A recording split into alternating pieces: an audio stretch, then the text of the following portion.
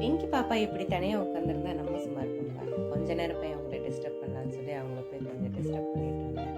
அவங்களுக்கு அம்மாவுக்கு வேற வேலையே இல்லை. எப்போ பாரு இப்படியே வந்து நம்மளை டிஸ்டர்ப் பண்ணிகிட்டே இருக்காங்கன்ற மாதிரியே பண்ணிகிட்டே இருந்தாங்க. அப்போவும் நம்ம போய் கொஞ்ச நேரம் உட்காந்து கொஞ்சம் தடவி கொடுப்போம் அப்படின்னு சொல்லி கொஞ்ச நேரம் அவங்கள்ட்ட விளையாடிட்டு இருந்தேன். சாயந்தரம் நேரம்லாம் சரி நம்ம கொஞ்ச நேரம் அப்படியே விளையாடிட்டு அதுக்கப்புறம் நம்ம வேலையை பார்ப்போம் அப்படின்னு சொல்லி கொஞ்ச நேரம் நான் விளையாடிட்டே இருந்தேன். ஆனாலும் அவங்க அதை கண்டுக்கிற மாதிரியே இல்லை. விட்டா போதுன்ற மாதிரி உடனே நான் இந்த பக்கம் எந்திரிச்ச உடனே அவங்களுக்கு பசி வந்துருச்சு. ஒரு பசி வந்தால் உடனே அவங்க வந்து என்ன பண்ணுவாங்கன்னா கிச்சனில் போய் நின்றுவாங்க. சரி ஓகே பசி வந்துருச்சு. பசி எடுக்கும் போதே நம்ம சாப்பாடு கொடுத்தோம்னா தான், இல்லைன்னா பாப்பா கிளி சாப்பிட மாட்டாங்க அப்படின்னு சொல்லி சாப்பாடுலாம் எடுத்து வச்சேன். வச்சதுக்கப்புறம் அவங்களுக்கு ஒரு தட்டு தனியாக வைக்கணும். நம்ம பீஸ் அந்த சிக்கன் பீஸ் அதை எடுத்து தனியாக அந்த தட்டில் வச்சோம்னா எடுத்தோன்னா வச்சோம்னா தான் அவங்க சாப்பிடுவாங்க. ஆனால் அப்போவும் அவங்க கிச்சனில் தான் இருந்து வரவே இல்லை. வேறு ஏதோ ஒன்று தேவைப்படுது. அதனால் அங்கேயே நின்றுட்டு இருந்தாங்க. என்னவா இருக்கும் அப்படின்னா நாக்க சப்பி காமிச்சாங்க, எனக்கு அப்படி சாப்பிட்றதுக்கு வேணும் அப்படின்ற மாதிரி. அப்போவே எனக்கு புரிஞ்சிருச்சு அவங்களுக்கு என்ன தேவை அப்படின்றது. பாருங்கள், நான் சாப்பாடு எடுத்துகிட்டு வந்து எல்லாமே கொண்டு வந்து இங்கே வச்சுருக்கேன். அப்போவும் ஒரு பிடிவாதமாக அங்கேயே உட்காந்துட்டாங்க. பார்த்தீங்களா எதுக்காக அப்படின்னா என்ன கேட்குறாங்கன்னா, அவங்க ஃபஸ்ட்டு அவங்களோட இஷ்டம் தான். அவங்க என்ன கேட்குறாங்களோ அதை கொடுத்தா தான் அவங்க சாப்பாடே சாப்பிடுவாங்க. என்ன அப்படின்றது எனக்குமே புரிஞ்சு போயிடுச்சு. சரி இனிமேல் நம்ம அதை கண்ணில் காமிக்கிறனாலே சாப்பாடு சாப்பிட மாட்டாங்க அப்படின்றது நமக்கு தெரிஞ்சு போச்சு. என்ன பண்ண முடியும்? ஏதோ ஒன்று நம்ம கொடுத்தா தானே சாப்பாடு சாப்பிட்றாங்க. அவங்களுடைய ஃபேவரட் பொரி உருண்டை தான். அந்த பொரி உருண்டையை எடுத்துகிட்டு வந்ததுக்கப்புறம் எப்படி கிச்சனில் இருந்து வந்தாங்க பார்த்தீங்களா?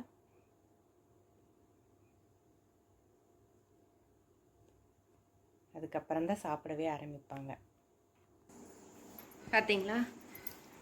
நான் சாப்பாடு போட்டு வந்து வச்சா எப்படி பாருங்க.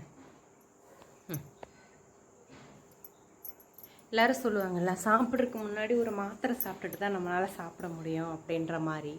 சாப்பிட்றதுக்கு முன்னாடி பொரி உருண்டையை வாங்கிட்டு வந்து வச்சுட்டாங்க. ஆனால் இப்போ சாப்பிடுவாங்களா இல்லையான்றது தெரியல. நாம் நம்ம வேலையை பார்ப்போம். நம்ம வேலை என்னன்னு பார்த்தீங்கன்னா,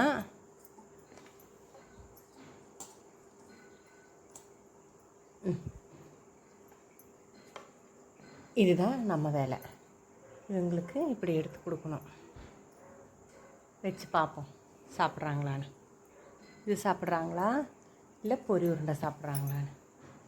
சாப்பிடும்போது எப்பொழுதும் ஒரு பொரி உருண்டை அங்கே இருக்கணும். சாப்பிடுங்க, கொசு வேற.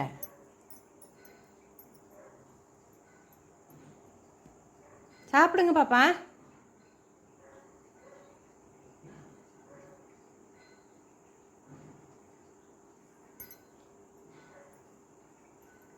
கொசு வேற.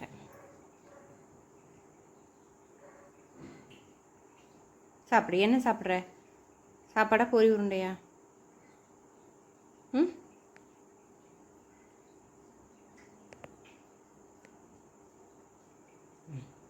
பாருங்க, அப்போ ஃபஸ்ட்டே நான் கொண்டு வந்து வைக்கும் பொழுது சாப்பிட்ருக்க வேண்டியது தானே.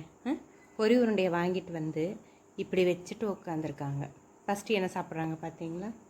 இப்படி தான் பிங்கி பாப்பா.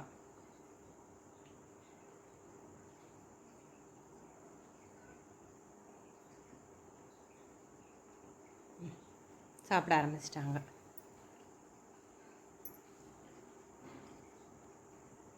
எப்படி பார்த்தீங்களா ஃப்ரெண்ட்ஸ்? பாப்பாவை நாங்கள் சாப்பிட வைக்கிறக்குள்ளார எவ்வளோ போராட்டம் பாருங்கள். அங்கே பாருங்கள்.